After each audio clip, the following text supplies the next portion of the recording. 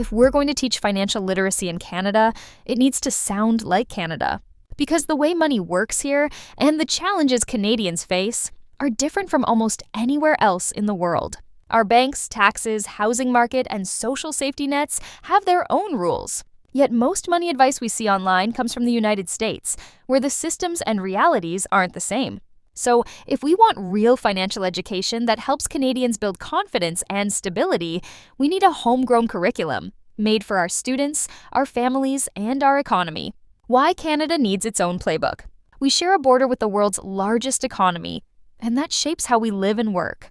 When trade relationships shift, prices at home shift too. Food, fuel, lumber, even mortgage rates. But Canadians face their own unique mix of pressures. A high cost of housing. In many cities, home prices are among the highest in the world.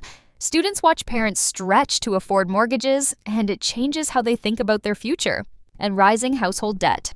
Canadians now owe more than 1.80 for every dollar of income, one of the highest debt ratios anywhere. Learning to manage borrowing responsibly isn't optional anymore. And complex tax and savings accounts. We have RRSPs, TFSAs, RESPs, RDSPs, FHSA accounts, and each has its own rules. A Canadian curriculum should teach what these tools are and how to use them wisely. The decline of workplace pensions. Fewer employers offer defined benefit pensions, leaving workers to save and invest for themselves. Many people entering the job market today have no idea how much they'll need or how to start planning.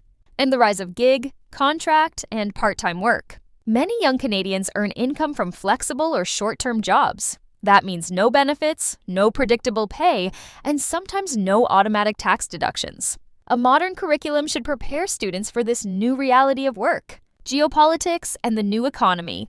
Canada's economy doesn't exist in a bubble. When global tensions rise, supply chains shift and prices climb. When interest rates jump in the US, they often follow here. Our future depends on being able to adapt, and that means giving Canadians the tools to understand inflation, interest, trade, and risk. Financial literacy isn't just about personal choices. It's about understanding how the world affects your wallet.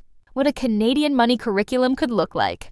If we designed a true Made in Canada money program, it would combine practical lessons with real national context.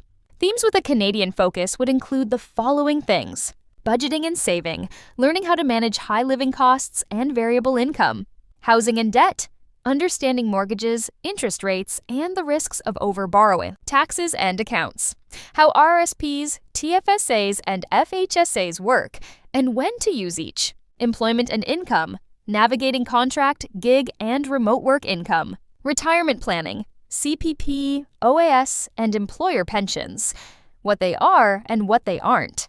Civic and global awareness, connecting personal finances to trade, inflation, and government policy. All of these themes would teach students to think critically, ask questions, and make informed choices, not just memorize definitions. Why this matters for students and family. Canadian families are facing big financial transitions. Parents balancing mortgages and childcare costs, teens working part-time jobs, young adults entering a market where rent or tuition can eat half their income. Without practical money education, these realities hit like a storm.